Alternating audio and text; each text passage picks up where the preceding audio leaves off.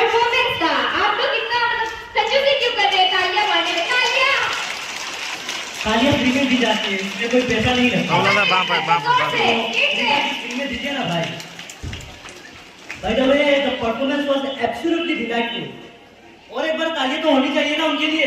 थोड़ा जोर से कीजिए ना, एनर्जी दिखाइए आपके अंदर। अभी हम टीटीडी किंडी श्री अमित कुमार सर को स्टेज पे आमंत्रित करना चाहते हैं। आदरणीय प्राचार्य महोदय, विद्वान साथीगण एवं प्यारे बच्चों, सभी को 78वें स्वतंत्रता दिवस की हार्दिक शुभकामनाएं एवं बधाइयां। आज मुझे जिस अवसर पर बोलने का मौका मिला वह इतनी आसानी से नहीं मिला, है ना। हमें तो बाइलक मिल गया बोलने के लिए, लेकिन ये आजादी हमें बाइलक नहीं मिली, इसकी कीमत हमें चुकानी पड़ी। और छोटी मोटी कीमत नहीं, हम शायद उतनी उम्मीद नहीं कर सकते हैं जितनी बड़ी कीमत हमें चुकानी पड़ी। जब कभी हम बात 15 अगस्त की करते हैं तो आए, अच्छा देखे सुने, बोले और चले गए, केवल इसके लिए नहीं।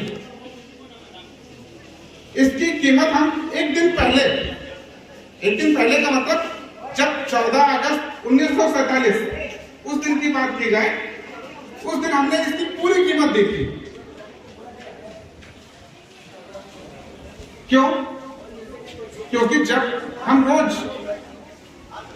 सुबह अपनी प्रार्थना के बाद जनगण मन पढ़ते हैं तो कभी ध्यान दिया है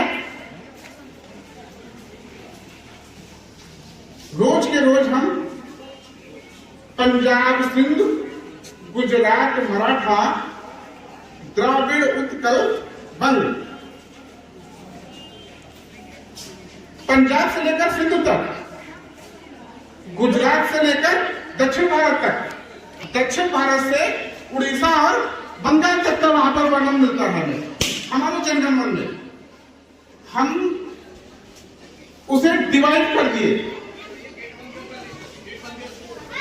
हमें जो हमारी जो पवित्र हमारा ग्रंथ है, जो हमारे वेद हैं, उन वेदों में सबसे ज्यादा बार किसी नदी का नाम आया है तो उस नदी का नाम है सिंधु। हमने सिंधु को डिवाइड करके ये 15 अगस्त पाया है। कभी कल्पना किए कि गंगा तो हमारे हाथ आई, लेकिन जो सिंधु जिनका वेद और उपनिषदों में सबसे ज्यादा बार उल्लेख किया गया है वो हमसे अलग हो गया। तो हम 15 अगस्त कितनी बड़ी कुर्बानी देकर के आए हैं, इसका अंदाजा आप लगा सकते हो। हम जो आज के भारत की बात करें तो बड़ी खुशी की बात है कि हम कई चीजों में आगे हैं। हम एक भारत श्रेष्ठ भारत, आजादी के 75 वर्ष मनाते चले आ रहे हैं। पिछले 10 सालों से हम एक भारत श्रेष्ठ भारत पर काम कर रहे हैं। 2 साल पहले हम आजादी के 75 साल मनाए। 75 साल मनाया तो इसे हम 3 भागों में डिवाइड करें, 25-25-25 में, तो हम जहां पर थे उससे काफी आगे आ गए हैं।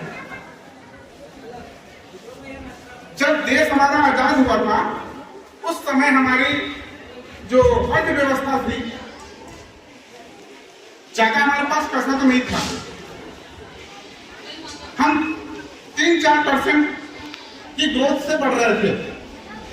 आज एक खुशी की बात है कि हम विश्व परिप्रेक्ष्य में जब देश आजाद हुआ था तो ढूंढना पड़ता था कि हमारी अर्थव्यवस्था कहां पर है। आज हम विश्व की 5वीं सबसे बड़ी अर्थव्यवस्था के रूप में है। ये हमारे लिए फख्र की बात है ना। 2029 तक भारत विश्व की 3री सबसे बड़ी इकोनॉमिकली बनने के लिए कदम दर कदम बढ़ाते जा रहे हैं। वो दिन दूर नहीं जब जापान और जर्मन हमसे पीछे होंगे। कभी दुनिया के चौधरी हम हुआ करते थे। मतलब 1192 की बात की जाए, हमारा जो साम्राज्य था वो अशोक के जमाने में, चंद्रगुप्त और बिंदुसार के जमाने में कुछ दूसरा था।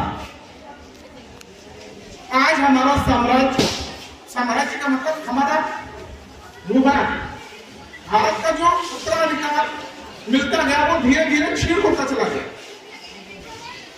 हम जितना लेके चले थे उतना आज हमारे पास नहीं है। कई चीजों में हम आगे बढ़े हैं, कई चीजों में लेकिन हम नीचे चले गए हैं।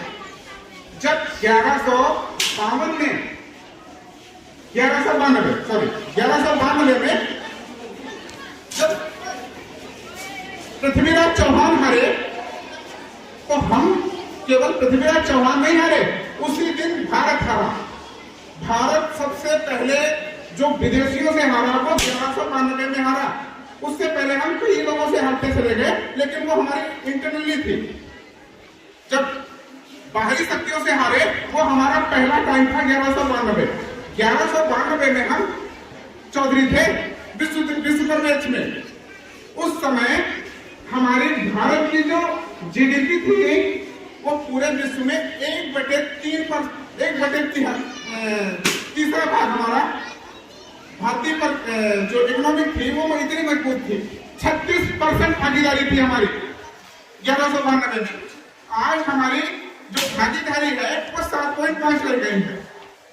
तो उस समय के मानक जो थे, जो पैरामीटर थे, हम उनकी बात कर रहे हैं।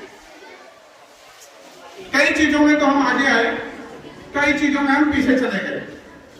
हम जिस मंच से बोल रहे हैं, यही एक भारत का या विश्व का आप कह सकते हो, यही एक ऐसी जगह है जहां से हम विश्व निर्माण की तरफ बढ़ते हैं।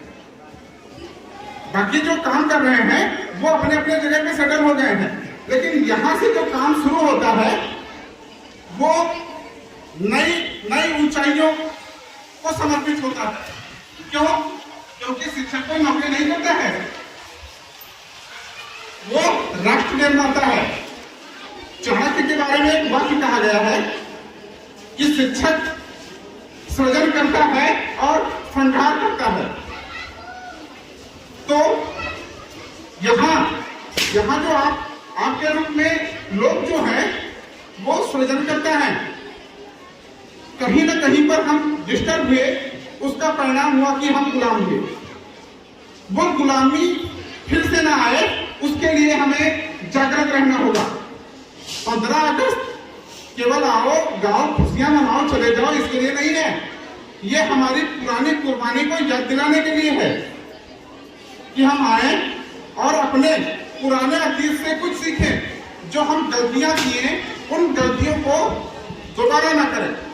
क्यों? क्योंकि हम 75 सालों में काफी आगे चले गए हैं और वो दिन दूर नहीं जब भारत फिर से विश्व गुरु बनेगा। ये तय है कि भारत फिर से विश्व गुरु बनेगा। जब भारत पहले विश्व गुरु था तो भी हमारे पीछे से खंजर घोंपे गए। कारण क्या था कि कहीं ना कहीं हम अपनी दुर्बलताओं के कारण हारे। जब हम फिर एक नंबर पर पहुंचेंगे तो फिर कोई वैसी दुर्बलताएं हमारे सामने ना आए जिनसे हम पराजय का मुंह देखना पड़े। ठीक है, इन्हीं शब्दों के लिए धन्यवाद।